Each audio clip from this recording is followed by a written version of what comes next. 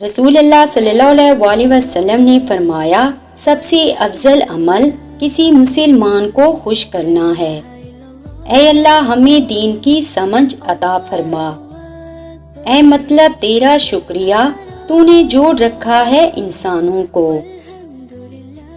لاکھ رکاوٹیں ہی سہی، ملنے والوں کو اللہ ملا ہی دیتا ہے۔ بندگی کا میری انداز جدا ہوتا ہے، میرا کعبہ میرے سجدوں میں چھپا ہوتا ہے۔ جہاں سے دنیا کا ادب ختم ہوتا ہے، وہاں سے حضور کا ادب شروع ہوتا ہے۔ اچھی عادت کی مالک، نیک اور پارسا عورت کسی فقیر کے گھر میں بھی ہو تو اسے بھی بادشاہ بنا دیتی ہے۔ زندگی گزارنے کے دو طریقے ہیں، جو پسند ہے اسے حاصل کر لو، یا جو حاصل ہے اسے پسند کر لو۔ رسول اللہ صلی اللہ علیہ وسلم نے فرمایا، اپنے گھروں میں سورۃ بقرہ پڑھا کرو، کیونکہ شیطان اس گھر میں داخل نہیں ہوتا جس میں سورۃ بقرہ پڑھی جائے۔ خواہش بادشاہوں کو غلام بنا دیتی ہے، مگر صبر غلاموں کو بادشاہ بنا دیتا ہے۔ دنیا میں سب سے زیادہ مطمئن لوگ وہ ہیں جو اپنے معاملات اللہ کے سپرد کر دیتے ہیں۔ اے اللہ مجھے اس راستے پر چلا جو مجھے صرف تیری طرف لے جائے۔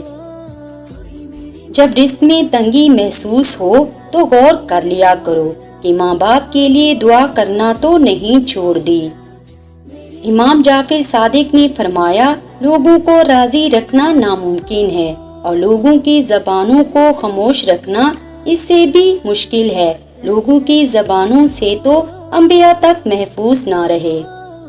اور حقیقت یہ ہے کہ ہم نے انسان کو پیدا کیا ہے اور اس کے دل میں جو خیالات آتے ہیں ان سے ہم خوب واقف ہیں، اور ہم اس کی شہ رگ سے بھی زیادہ اس کے قریب ہیں۔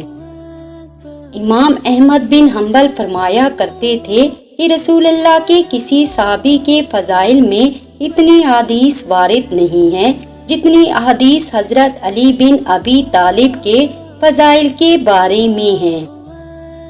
امام غزالی فرماتے ہیں، جتنے سجدے جوانی میں کر سکتے ہو کر لو، کیونکہ میں نے بڑھاپے میں لوگوں کو اکثر سجدے کے بغیر نماز پڑھتے دیکھا ہے۔ حضرت سلمہ فرماتی ہیں کہ میں نے خود رسول اللہ صلی اللہ علیہ وسلم کو یہ فرماتے سنا کہ علی قرآن کے ساتھ، قرآن علی کے ساتھ رہے گا، اور یہ کبھی بھی ایک دوسرے سے جدا نہ ہوں گے، حتیٰ کہ یہ دونوں اکٹھے ہی میرے پاس حوض کوثر آئیں گے۔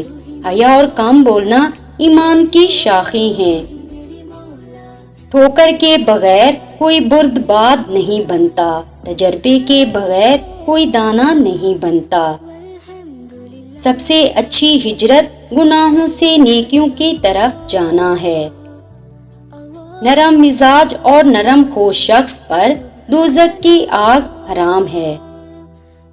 جب عقل کامل ہو جاتی ہے تو بولنا کم ہو جاتا ہے۔ جس نے علم کا راستہ اختیار کیا اس نے جنت کا راستہ اختیار کیا۔ کچھ لوگ اتنے مذہبی ہوتے ہیں کہ جوتا پسند کرنے کے لیے بھی مسجد کا رخ کرتے ہیں۔